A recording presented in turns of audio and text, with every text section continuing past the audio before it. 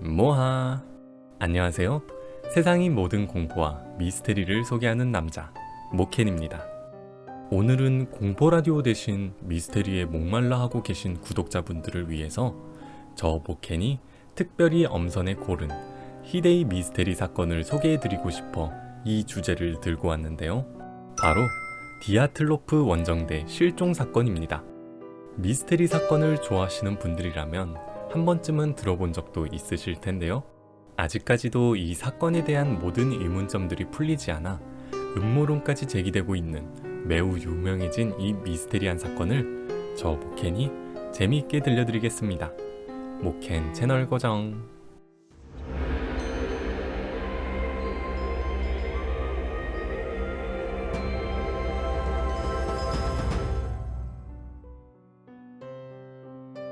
이 사건은 허구의 이야기가 아닌 현재의 러시아가 있기 전 소련에서 실제로 있었던 미스테리 사건인데요. 1959년 당시 소련이 우랄 국립공과대학교에 다니던 스키 등산가 10명으로 이루어진 탐사대가 있었습니다. 이고르 디아틀로프라는 이름을 가진 리더를 포함해서 남자 8명과 여자 2명으로 이루어진 이 10명의 탐사대원들은 당시에 우랄 산맥을 탐사하기로 하였고 당해 1월 28일 우랄 산맥을 거쳐 탐사를 한 뒤 2월 12일 베이스 캠프로 복귀하자는 계획을 세우기로 합니다. 하지만 등반 당일 유리 유딘이라는 이름을 가진 탐사대원 한 명이 두통과 발열, 무릎 등의 통증 등을 호소하며 앞서 계획한 우랄 산맥 등반 일정에 빠지게 되었고 결국 디아틀로프 탐사대는 대원 1명이 빠진 9명의 인원으로 출발을 했죠. 그렇게 9명의 탐사대원이 출발한 지 5일이 지난 2월 1일 이 디아틀로프 탐사대에게 미스테리한 사건이 벌어집니다. 바로 2월 1일 당일 폭설로 인해 기상이 악화된 탓에 자신을 제외하고 우랄 산맥으로 향한 탐사대원들이 걱정되었던 유디는 홀로 머물고 있던 베이스 캠프에서 탐사대의 리더인 디아틀로프에게 무전을 통해 교신을 시도했고 다행히도 리더인 디아틀로프에게 현재 자신을 포함한 9명의 대원들이 홀라트 샤울산이 한 능선에 임시 텐트를 치고 쉬고 있으며 대원들 모두 다치지 않고 건강하다는 무전을 받게 됩니다. 그런데 서로의 무전을 주고받은 바로 다음 날인 2월 2일부터 유디는 탐사대와의 교신이 두절되는 일이 발생했고 끝내 베이스 캠프로 오기로 한 날인 12일에도 디아틀로프의 탐사대는 돌아오지 않았죠. 무전도 끊기고 돌아오기로 한 날짜에도 돌아오지 않자 불안해진 유디는 탐사대원들을 찾기 위해 곧바로 인근 구조대에게 디아틀로프 탐사대의 실종 신고를 하였고 그렇게 실종된 대원들을 찾기 시작한 지 2주의 시간이 흐른 뒤 구조대는 당시 대원들이 묵었던 것으로 추정되는 임시 텐트를 먼저 발견하게 됩니다. 지금 보여드리는 사진은 임시 텐트 발견 당시 모습을 촬영한 사진인데요. 여기서부터 미스터리한 의문점들이 속속 드러나기 시작하는데 사진에서 볼 수 있듯이 우리는 이 텐트가 정상적인 모습이 아닌 무언가에 의해 갈기갈기 찢겨져 있고 일부가 무너져 내린 온전한 상태가 아니라는 것을 확인할 수 있죠.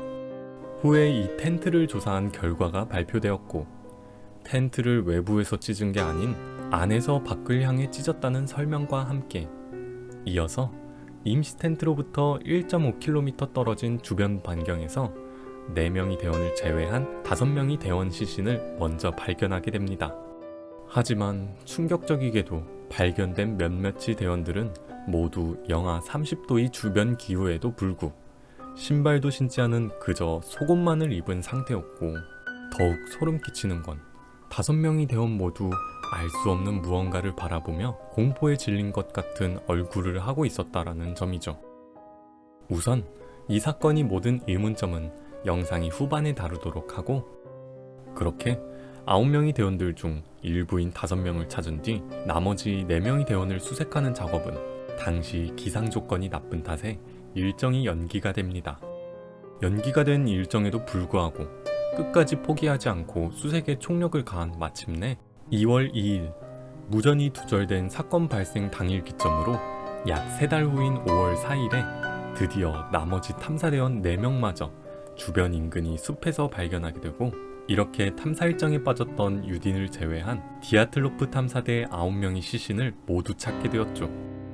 보통 같았다면 이런 험한 산속에서 탐사대가 시신으로 발견되는 일은 조난에 의한 단순 사고사로 치부하겠지만, 이 사건이 지금까지 유명한 미제 사건으로 남게 된 데에는 이유가 존재하기 마련. 바로 사건이 현장에서 꼬리에 꼬리를 물고 계속 발견되는 의문점들인데요. 하지만 이렇게 생겨나는 의문점들을 설명할 수 있는 당시 현장의 생존자가 없고 모두 사망했기 때문에 아직까지도 미스테리로 남아있는 이 디아틀로프 원정대 실종 사건의 의문점들을 제가 하나씩 차근차근 설명해 드리겠습니다. 첫 번째 의문은 임시 텐트의 훼손과 발견 당시 대원들의 상태입니다. 임시 텐트를 발견할 당시 텐트에는 무언가로부터 도망쳐 나오기 위한 듯이 보이는 칼과 같은 날카로운 것으로 찢은 흔적이 텐트 안에서 밖을 향해 나 있었으며, 맨발이 수많은 발자국과 함께 발견된 대원들의 시신은 모두 공포에 질린 표정이었다고 합니다. 이 중 몇몇의 대원들은 속옷밖에 입고 있지 않았다고 하는데, 베테랑 탐험가인 대원들이 이런 험한 환경에서 온도의 중요성을 모를 리는 없었겠지만, 그럼에도 불구하고 옷을 입을 수 없었던 만큼이 다급했던 이유와 공포에 질린 표정이 말하고자 했던 것은 대체 무엇이었을까요? 두 번째 의문은 바로 미스테리한 발견 당시 시신들의 상태입니다. 발견 당시 대원들의 피부가 노랗게 변색돼 있었다. 대원들의 시신에서 방사능이 검출되었다. 일부 시신은 두개골이 박살나 있었고, 또 다른 시신은 가슴뼈가 박살이 나 있는 등 아주 강한 물리적인 충격으로 인한 손상이 있었다 라는 여러가지 의심의 흔적이 발견되면서, 여기에 사람들은 많은 음모론을 주장하고 있는데요. 몇몇의 일부 사람들은 노랗게 변색된 피부와 검출된 방사능을 두고 외계물질이나 외계인을 만나서 생긴 것이라는 주장도 하고, 물리적인 손상을 입은 것에 대해 우랄 산맥에 사는 서린이 습격을 받은 것이다 라고도 주장하고 있으며, 이 사건에 대해 미국의 한 과학 분석가인 브라이언 더닝은 사건의 원인이 눈사태로 인한 사망사건이라고 주장하기도 했지만, 사건이 발생한 해당 지형이 완만하게 이루어져 있는 탓에 눈사태의 위험이 없다는 것으로 잠깐 있었던 주장마저 사그라들었습니다. 세 번째는 당시 소련 정부의 사건 종결 압박과 은폐 의혹입니다. 당시 사건을 조사했던 조사관들에게 밝혀진 말에 따르면, 소련 정부가 해당 사건을 빠르게 종결하라는 압박을 주었다고 주장하며, 그렇게 알 수 없는 힘에 의해 사망한 사건이라는 판정과 함께 사건은 급하게 종결나게 되는데요. 여기에 덧붙여 소련 정부는 해당 사건 파일을 비밀 문서로 분류하고 보관하게 되는데, 이 수사 기록이 담긴 비밀 문서의 일부마저 고의로 훼손하고 복사본조차 남겨두지 않았다는 이야기마저 음모론에 힘을 보태고 있습니다. 하지만 아직까지도 유력하다 할 만한 주장은 없으며, 주장 또한 모두 가설들로 이루어져 있고, 가장 중요한 건 러시아 정부가 해당 사건에 대해 어떠한 말이나 해명 등을 하고 있지 않아 디아틀로프 원정대 실종 사건은 지금까지도 내려오는 20세기 최고의 미스테리 사건으로 남게 되었죠. 이렇게 유명해진 디아틀로프 원정대 실종 사건은 2013년 6월 디아틀로프라는 이름으로 영화화되기도 하였고, 폴란드의 독립 게임 개발사인 이매진닷프로가 이 사건을 게임으로 만들어서 스팀에서도 만나보실 수 있게 되었습니다. 여러분들은 디아틀로프 원정대 실종 사건에 대해 어떻게 생각하시는지 궁금하네요.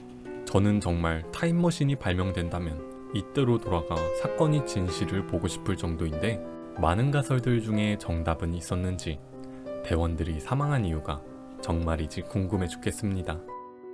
영상의 마지막은 당시 등반에 참가하지 않아 유일한 생존자가 된 유리 유딘이 2009년 사건이 발생한 지 50주기가 되던 해에 앞서 떠나보낸 9명 대원이 무덤 앞에 찾아가 실제로 말한 내용으로 끝을 내도록 하겠습니다. 내가 하느님께 질문할 기회가 단 한 번이라도 주어진다면, 그날 밤 내 친구들에게 도대체 무슨 일이 생긴 것인가 묻고 싶다. 영상 재밌게 시청하셨다면 좋아요와 구독 잊지 말아주세요. 저는 그럼 다음에도 재미있는 영상으로 여러분께 찾아오겠습니다. 시청해주셔서 감사합니다. 그럼 모바.